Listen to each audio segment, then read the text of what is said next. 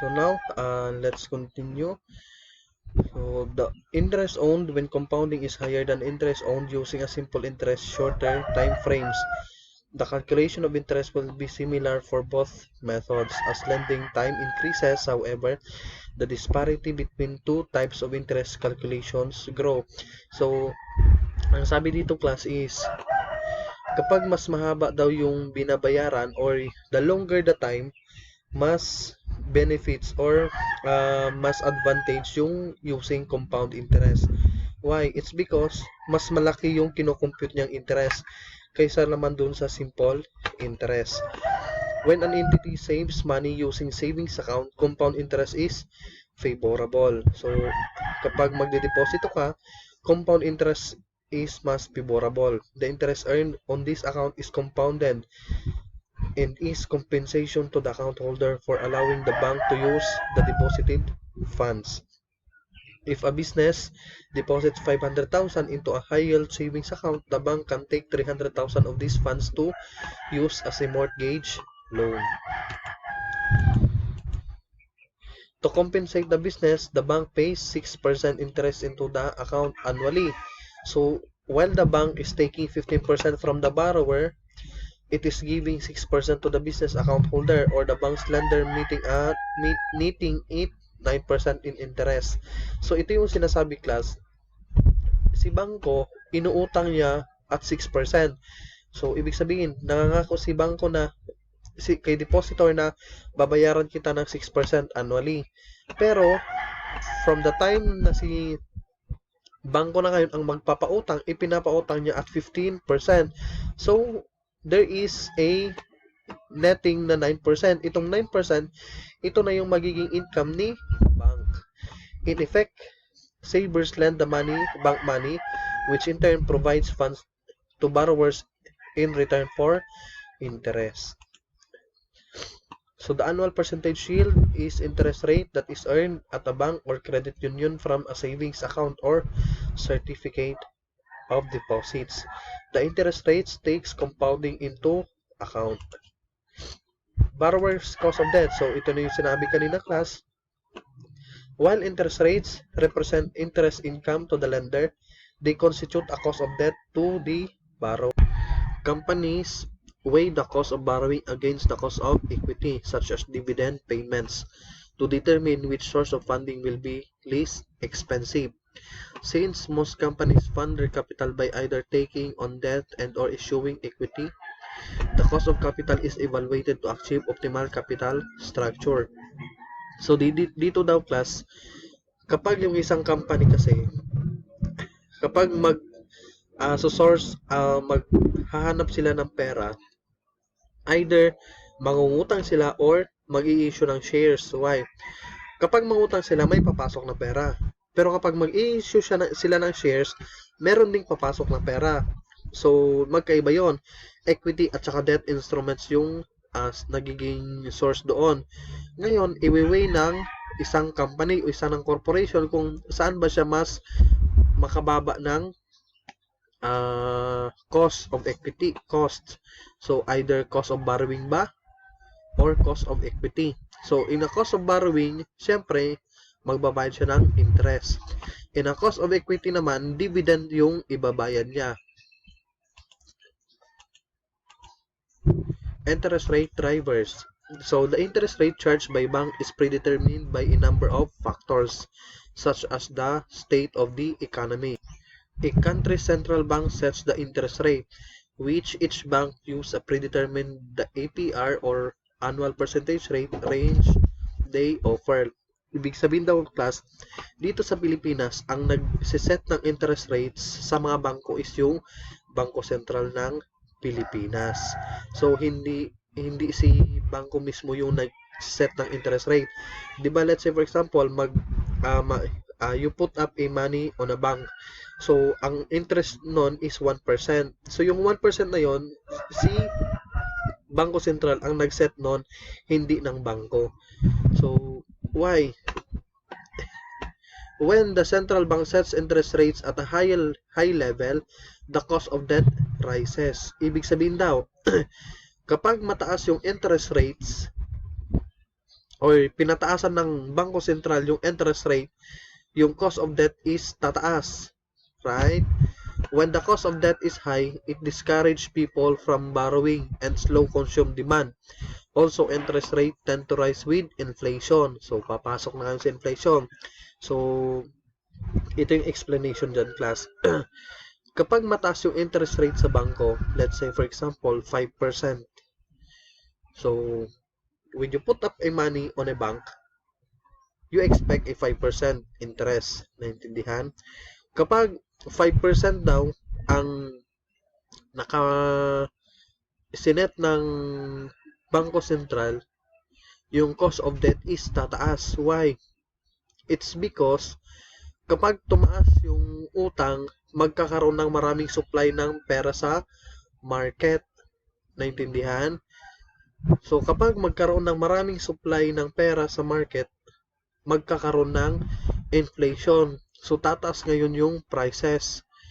But, if yung interest na sinet ng central bank is lower, ibig sabihin, yung mga tao ayaw magdeposito ng bangko, ay ng pera sa bangko.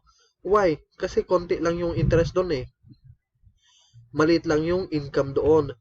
So, people prefer to invest their money in the market. So, through stocks, bonds, or stock market. So, kaya nagkakaroon, binabalance ngayon ng central bank yung economy. So, state of the economy. Dapat at equilibrium yun. Naka-equilibrium. Ibig sabihin na equilibrium, balance lahat. Hindi mataas yung walang inflation, wala ding deflation na nangyayari. To combat with the inflation, so paano natin to ma-equalize yung inflation? Banks may set higher reserve requirements, tight money supply ensues, or there is a greater demand for credit. In high interest rate company, people resort to saving their money since they receive more from the savings rate. So, tingnan nyo ito, class. Yung mga tao daw, mas gugustuhin magdeposito ng pera sa bangko kung mataas yung interest ng bangko. Naintindihan? So, ibig sabihin, yung pera sa market, yung number of money in the market, mababawasan ngayon. Mapupunta ngayon dun sa bangko. Naintindihan? Kasi nga, mataas yung rate. Pero how about the stock market suffers since investor would rather take advantage of the higher rate from savings than invest in the stock market with lower returns. So, ibig sabihin, ang magsasuffer naman ngayon yung stock market. Why? It's because yung pera ng mga tao from the stock markets, tatanggalin nila doon, ilalagay ngayon sa bangko. Naintindihan? So, liliit ngayon yung supply ng money sa stock market.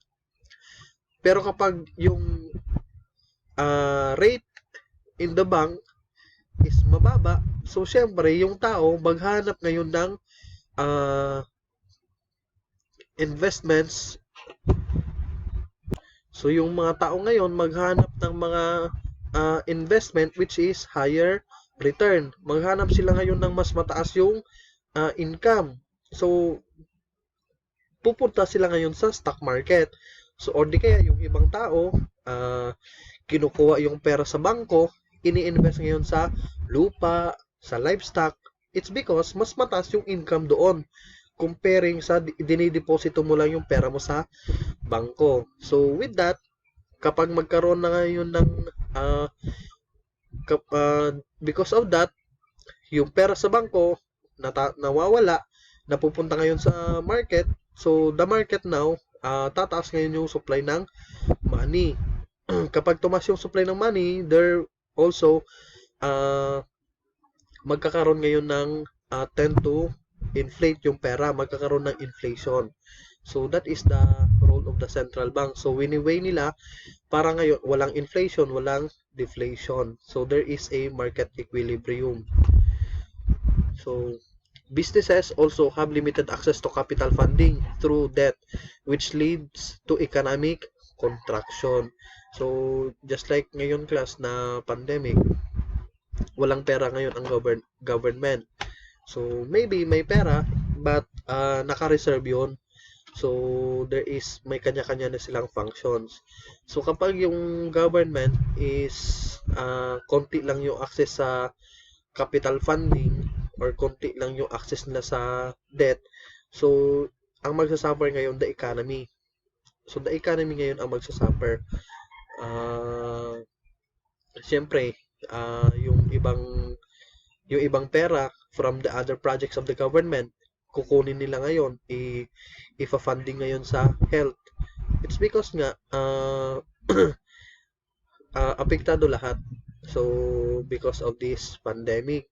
So, the government now are encouraging all businesses and individuals to pay their tax para magkaroon ng pera yung government. Next, economies are often stimulated during periods of low interest rates because borrowers have access to loans at inexpensive rates. Since interest rates on saving are low, businesses individuals are more likely to spend and purchase riskier investment vehicles such as stocks. So, dito din class, kapag doon sa bangko kasi class, there are two interest doon. Interest on deposits and interest on lending or in borrowings. Kapag mataas yung rate of interest doon sa borrowings, siyempre, walang business na mangungutang. Why? Mataas nga yung interest. Ayaw nila magbayad ng malaking interest. So, ngayon, ang ginagawa ng mga tao, they tend to shift into the stock market. So, mas bumibili sila ngayon ng riskier investment. Kasi nga, the higher the risk, the higher the rate, the higher the risk. So, kaya yung mga tao bumibili ng mas riskier investment just like stocks. Sa stocks kasi class, malaki yung pera dito, pero malaki din yung risk. So, hindi mo alam. Let's say, for example, dati, nung hindi pa nagsara ang ABS-CBN, mataas yung stock prices ng ABS-CBN. Pero nung nagsara na sila, bumaba na ngayon yung stocks nila. So, kawawa yung mga tao na nag-invest sa ABS-CBN. It's because wala na sarado na yung kumpanya.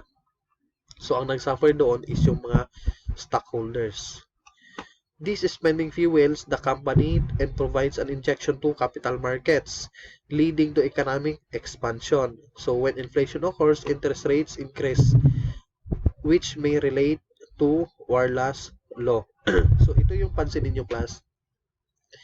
Kapag mababa yung interest ng deposits sa bangko, walang masyadong taong nagde-deposito. Kasi nga, mababa yung interest. So, anong ginagawa ng mga tao or ng mga businesses? They tend to expand their businesses. Nag-e-expand sila ng pera. So, instead na yung pera nila ilagay nila sa bangko, i-expand na lang nila sa kanilang mga businesses, just like KCC. Look at KCC. Instead na binangko niya yung pera niya, kasi nga mababa yung interest, nag-expand siya. Nagtayo siya ng planta niya ngayon sa part ng Tangtangan. So, that is one of the example class na yung pera, instead na ibangko mo, i-expand mo na ngayon ng businesses mo. So, mas malaki pa yung kita doon kaysa doon sa ibabangko mo lang. I-deposit mo lang sa bangko. Next is